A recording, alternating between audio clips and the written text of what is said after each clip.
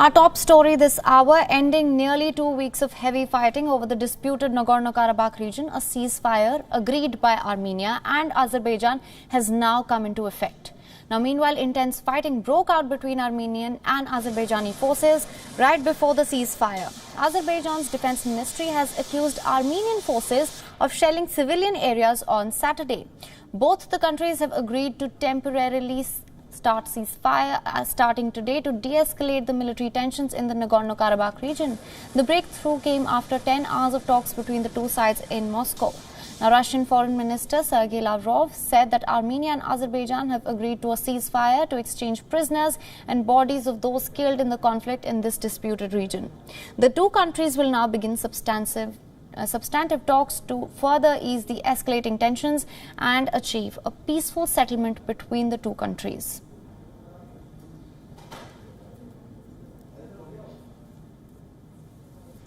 After negotiations, we agreed on the following documents. In response to an appeal by Russian President Putin, the President of the Azeri Republic and the Prime Minister of Armenia, the parties have agreed on the following steps.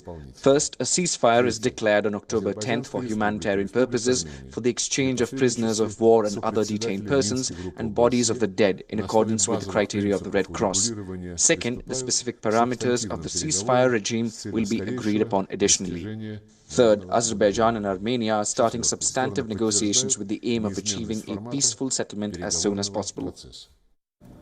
As we know, the clashes between the two countries have escalated in the past few weeks. Armenia on Thursday accused Azerbaijan of shelling the cathedral in the Nagorno-Karabakh city of Shusha. However, Azerbaijan has denied these claims. On the other hand, Azerbaijan said that the city of Ganja has come under fire due to the recent violence. Now, ethnic Armenians who control the region of Nagorno-Karabakh said that the two cities, Stepnakert and Shusha, were shelled by the Azeri forces on Thursday. Now, Nagorno-Karabakh is run by ethnic Armenians, although it is officially a part of Azerbaijan.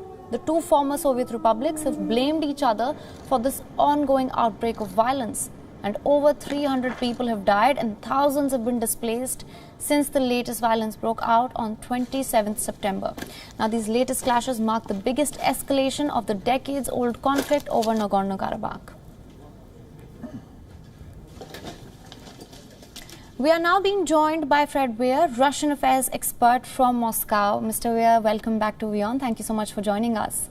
Now, my first question to you is, both the countries have agreed to a temporary ceasefire, which in fact has come into effect. Could you tell us a little bit about that? Well, it's remarkably good news. That has to be said. This conflict has gone on longer than any escalation since the original war ended in 1994, almost 30 years ago. And it was really in danger of getting out of hand. So it's great that they've been able to agree to stop, to take a pause. But I don't think it's cause for great celebration because the underlying issues are still there.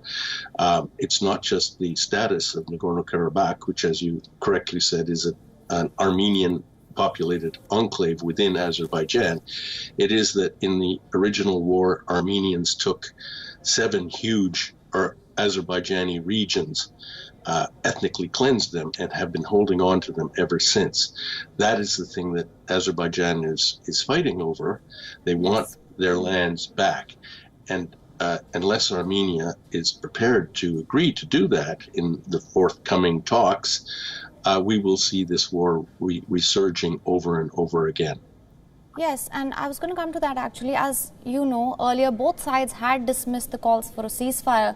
What could have led to them changing their stance now?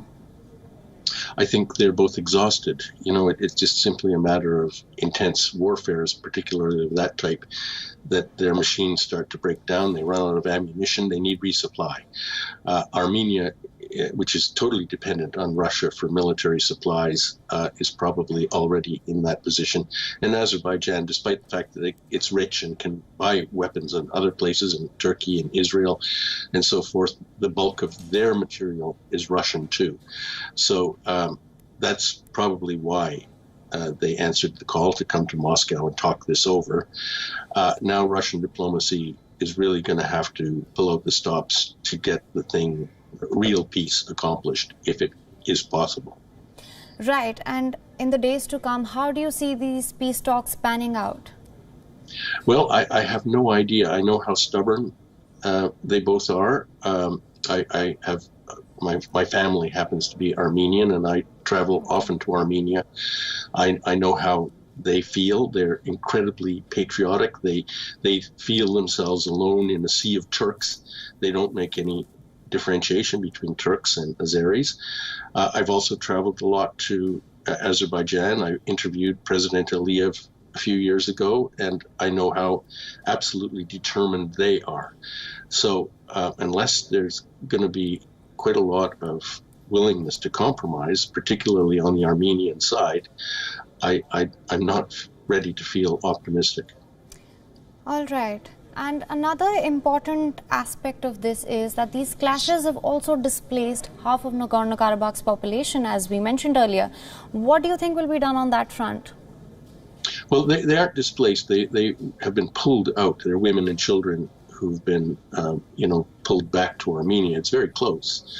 And so they will, if any kind of reliable ceasefire takes hold, they will go back to Nagorno-Karabakh.